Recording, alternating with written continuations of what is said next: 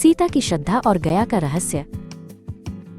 मित्रों, हिंदू धर्म में पितृपक्ष का महत्व बहुत गहरा है। ये वो समय है जब हम अपने पूर्वजों को याद करते हैं, उन्हें सम्मान देते हैं और उनकी आत्मा की शांति के लिए प्रार्थना करते हैं। लेकिन क्या आप जानते हैं कि रामायण काल में भी पितृपक्ष से जुड़ी एक ऐसी कथा है जो हमें सिखाती है कि सच्ची श्रद्धा और प्रेम किसी भी सामग्री से कहीं ज्यादा शक्तिशाली होते हैं। ये कथा भगवान राम और माता सीता के वनवास के समय की है, जब वे बिहार के गया धाम पहुंचे थे।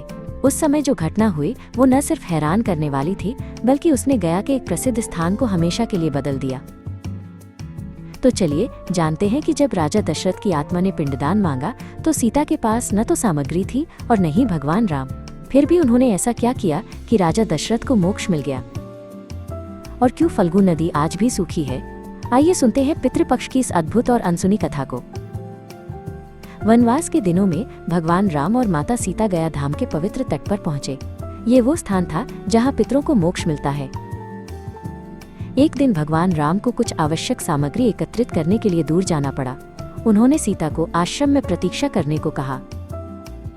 सीता अकेली थी जब अचानक उन्होंने एक अदृश्य उपस्थिति महसूस की। हवा में एक अजीब सी ठंडक घुल गई थी। तभी महाराज दशरथ की आत्मा उनके सामने प्रकट हुई। वो एक धुंधले प्रकाशमान रूप में थी और उनकी आंखों में पीड़ा झलक रही थी। महाराज दशरथ ने सीता से कहा, पुत्री सीता, मुझे मोक्ष की प्राप्ति के लिए पिंडदान की आवश्यकता है।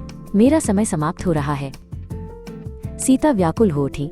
राम वहां नहीं थे और उनके पास पिंडदान के लिए कोई सामग्री भी नहीं थी, न तिल, न चावल, न जौ। उन्होंने चारों ओर देखा। केवल रेत, फल्गु नदी का जल और कुछ प्राकृतिक वस्तुएं ही थीं, लेकिन उनकी श्रद्धा अटूट थी। सीता ने मन ही मन संकल्प लिया कि वो अपने ससुर को मोक्ष दिलाकर रहेंगी, चाहे कुछ भी हो जाए। उन्होंने फल्गु नदी की रेत को इकट्ठा किया, उसे जल से पवित्र किया और उसे पिंड का रूप दिया। उन्होंने उस पिंड को महाराज दशरथ की आत्मा को अर्पित किया, अपनी पूरी श्रद्धा और प्रेम के साथ। महाराज दशरथ की आत्मा ने उस पिंड को सहर्ष स्वीकार किया और प्रसन्नतापूर्वक सीता को आशीर्वाद देते हुए मोक्ष की ओर प्रस्थान कर गई। कुछ देर बाद भगवान राम वापस लौटे। उन्होंने सीता से पूछा कि क्या उन्होंने महाराज दशरथ की आत्मा को देखा था। सीता ने पूरी घटना बताई और कहा कि फल्गु नदी, एक गाय, एक केतकी फूल और कुछ ब्राह्मण इस बात के गवाह थे।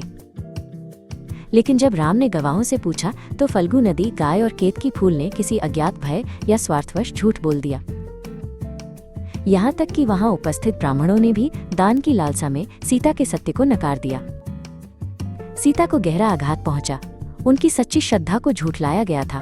क्रोध और दुख से उन्होंने उन सभी को श्राप दिया। फल्गु नदी को श्राप मिला कि वो ऊपर से सूखी रहेगी, गाय को जूठा खाने का श्राप मिला, केतकी फूल को पूजा में वर्जित किया गया और ब्राह्मणों को दान के प्रति असंतोष का श्राप मिला। केवल वटवृक्ष ने ही सत्य का साथ दिया था।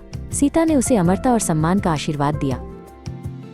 और इस तरह माता सीता के श्राप और आशीर्वाद के कारण आज भी गया में फल्गु नदी ऊपर से सूखी रहती है, गाय को जूठा खाना पड़ता है, केतकी का फूल पूजा में वर्जित है और ब्राह्मणों में दान के प्रति असंतोष देखा जाता है।